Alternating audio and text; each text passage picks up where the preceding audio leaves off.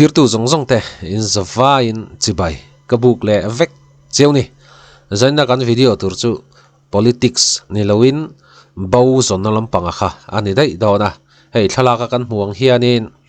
hei meichia sang lu tuk lo fit nga le in chi khat bor vela sang mit meng zim o sam sei lu tuk lo darchen bor vela sei ania ti chuan a hminga hi za hlei pari partei kan ti thin kha ania hei hi longklai khuwa ania ti chuanin a chena venga hi longklai electric venga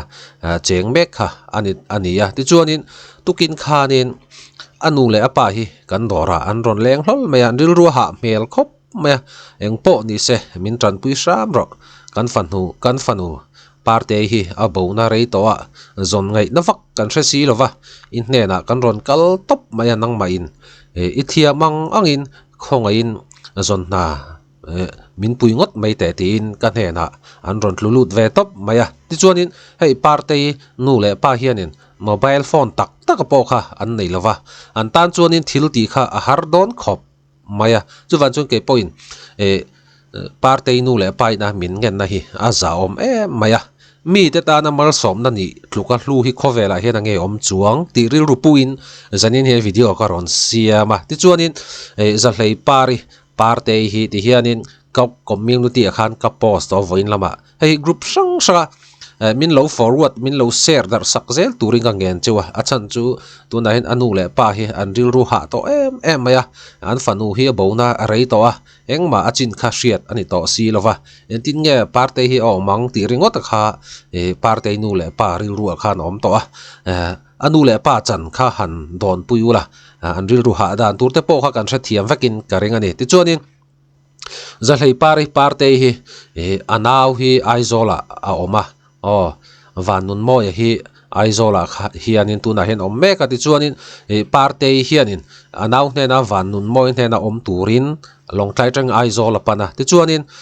anaw hne na hian an om zeta october ni som thla som sang ni som ni panga tang khanin aleng chuak chu a hole tammi alawa ti chuanin vo in ni ruk thla som pakha sang ni som ni panga thleng po hianin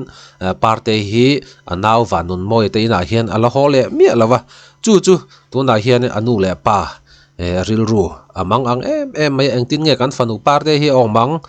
ti ringot khan ril ru awma eng nge achunga hian thleng ti te po kha eng ma kha hriat thei to si lova chuwan chuanin he ka channel min lo view sak tu zong te khanin za hlei pari partei hi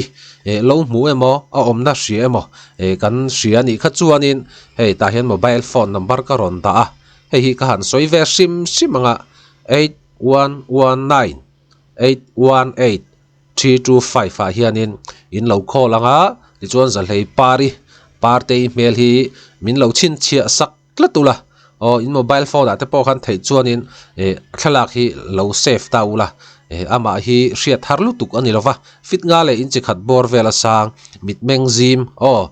ria lampang kha ania chuwang chuanin partei nu le pa hi tu na hianin mang ang em le ril ru thlabaring entinge kan fanu hi aw mang ti ringot kha an ngei tu chuwang chuanin mi te ta na mal som na kan ni ve thei na konga kha chuanin thil harsa ani lo boka mi te ta na mal som na ni tluka khlu hi khovela he nom chuang lo ani chuwang chuan tu na hen aizol tanga bo ania aizol lampanga ka channel lo view thin tu te khanin khonga in omna group sanga khan he ka video link hi min share dar sakula hei a mail te po hi hriat har lutuk ani lova a omna hria mo chin chang hria kan omni kha chuanin mobile phone number kan soya khanin in lo be mai don ani ti kha a top na ta kan soi ani